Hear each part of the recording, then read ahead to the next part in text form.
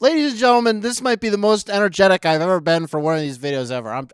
I'm fucking electric right now. I'm so excited. I'm so happy. I'm just excited to get into this video and to start talking about it. You want to know why? Because Jayson Tatum had 54 points at home against the Brooklyn Nets in what has been described, and this is what people are saying, it is being described as the best game that he has played as a Boston Celtic ever. I don't know how this angle is going to end up looking, but we established that this is the take camera. And ladies and gentlemen, I have a take. All right. I don't know how to say this.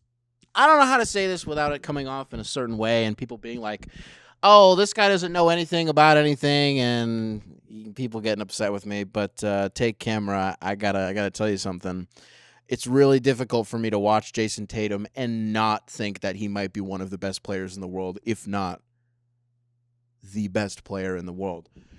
And in order for me to correctly quantify how I've arrived at this conclusion, let's take a little trip down memory lane.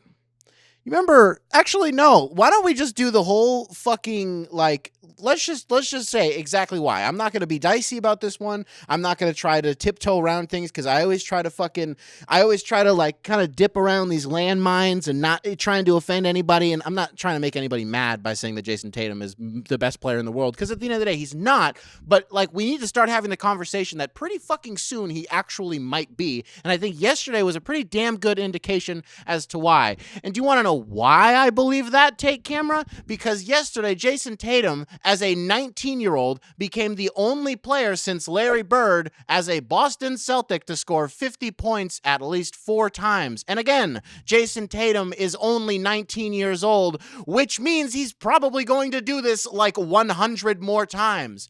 Additionally, I would like to throw out there that, do you guys not get the joke? Do you guys not know that joke? No notes. Jayson Tatum is 19 years old. Everybody in the comments is going to know exactly what I'm talking about. Jayson Tatum is a 19-year-old. So apparently, since it is now being realized that maybe we are too far removed from the Jayson Tatum is only 19 jokes. So essentially what that was, if you're new, is during Jayson Tatum's rookie year, basically anytime he did literally anything extraordinary whatsoever, Celtics fans would be like, and he's only 19. That's it. That's the joke. And it's carried on for years. So anytime Jayson Tatum does anything awesome, you're like, wow, and he's only 19 years old. Big fucking you had to be there moment for the NBA in 2018, I guess, because we're at a point where I guess that's not a joke anymore. Maybe it's me. Maybe I'm just the one playing the hits a little bit too often here. Jayson Tatum has 50 yesterday. He's a 3-time All-Star. He's played in 2 Eastern Conference Finals. It's something about the way that he we made the video about winning time, and we talked a little bit about the Lakers and that, and inside of that, no spoilers, but there's the one sequence where they're like, oh, well, Magic is too big, he dribbles too high. Here's the thing about Jayson Tatum. If anything makes me mad, if there's anything about his game that infuriates me, it's because he's so big, because his arms are so long, and just everything that he does is so almost exaggerated just because of how insane his frame is. He will dribble it up to his chest sometimes, and I can't really be mad about it when you're averaging 26 as a 24-year-old. He's only 19. And it's we value winners in this league, and I think that Jayson Tatum has more or less done nothing but that. And the only teams that he's lost to are the teams who have gone on to eventually win championships. They lost to they lost to Milwaukee the one year, and then Milwaukee lost to Toronto, and then Toronto won the finals. So intrinsically that counts. Then the other year that they went to the Eastern Conference Finals, they lost to Cleveland, who, valid. okay, I'll scrap that one. And then they fucking lost to Miami. Wait, have they been to 3 conference? No. The Milwaukee one was in the conference finals, and then the Miami series was in the bubble. That was the conference finals. Boston should have gone to the finals that year. They wouldn't have won. I think the Lakers still would have won, but Miami was a really good team that year. So yeah, it's like I don't think there's so far there hasn't really been like a fucking oops-a-daisy on Jayson. What the fuck? Why are we? Hold on.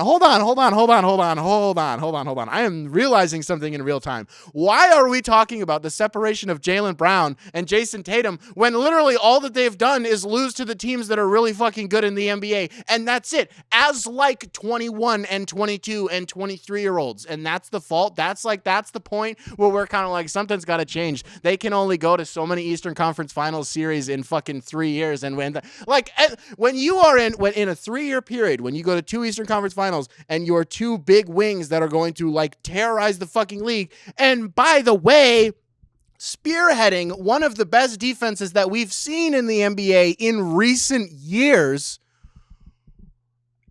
That's the point that we're like, we got to fucking break these guys up and they can't play on the same basketball team anymore. And it has nothing to do with the 2 of them. It has never had anything to do with Jayson Tatum and Jaylen Brown as individuals, but rather the reality that they just haven't had the point guard that they've needed. Like, all memes aside, let's stop joking. All the jokes that are in this camera, can we get them, shake them out? No more jokes in there? Cool. The reality is that the best point guard that the Jays have ever played with is Kyrie Irving. And because otherwise it's Kemba Walker, who had no cartilage in his knee and it was just bone on bone. A guy who was so bad that this year has literally just been shut down completely because he can't physically play basketball anymore. You have Marcus Smart, who it's like, I'm not saying anything bad about Marcus Smart because Marcus Smart's a solid body and a great player, and I love him. Not the point guard that they need. So then it's like Dennis Schroeder. It's never been Dennis Schroeder. And then it's like, is it Peyton Pritchard? Well, actually, it kind of was a little bit last year. Peyton Pritchard was pretty decent. But it's not what fucking Jayson Tatum and Jaylen Brown need. You know what they do need? Cade. And this is, I'm not trying to do this, but that's like type of point guard that they need. Like, they don't need, I guess Cade would be considered one of those hybrids, but they need like that true point guard. Like, they need that Chris Paul, like that less volume Damian Lillard type of player, and that's what you have to prioritize if you were Danny Ainge, or if you are, I almost said fucking Danny Brown. Shout out to Danny Brown, but not Danny Brown. If you're Brad Stevens. So like, that's what it ultimately comes down to. You have 2 of the most terrifying wings. That's what I think I called them just a minute ago.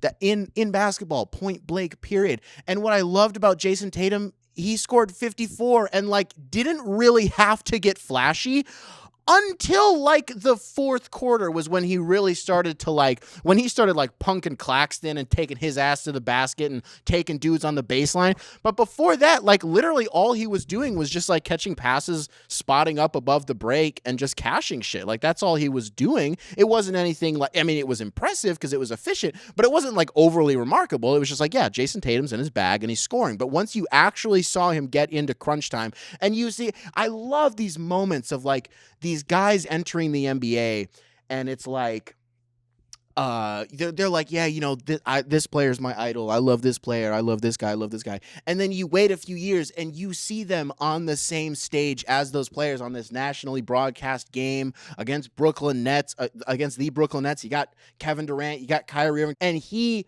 punked both of them. And after the game, they were both like, Kevin Durant was great, is the thing. Like, he was awesome. He eclipsed, was it 25,000 points? I don't remember what the milestone that he reached. 25, 30, not 35. He did not score 35. I think it was 25,000.